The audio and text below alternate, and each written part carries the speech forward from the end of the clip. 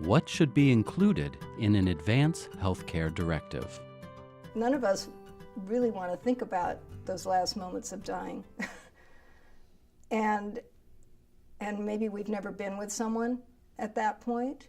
So there's a lot of fear of death, fear of, that situation. And it's the same issues when you look at an advanced health directive and you're thinking, well, under what circumstance would I want what procedure done? What are those considerations?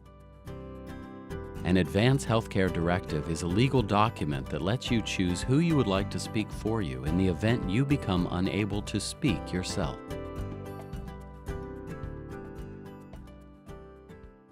All of us should have somebody in our lives who can speak for us when we can't speak for ourselves. If you're an agent, the best thing is to be able to have that conversation over a long period of time rather than just sit down with a piece of paper and check the boxes. The documentation is important.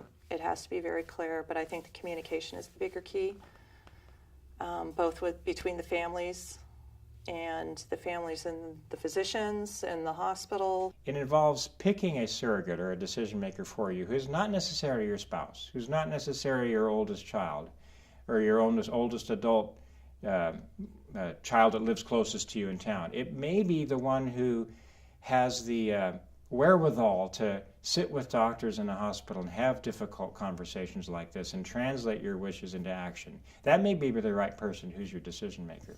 And we all need that person, whether we're young and healthy or elderly and frail. To learn more about advanced care planning, visit mycaremyplansonoma.org.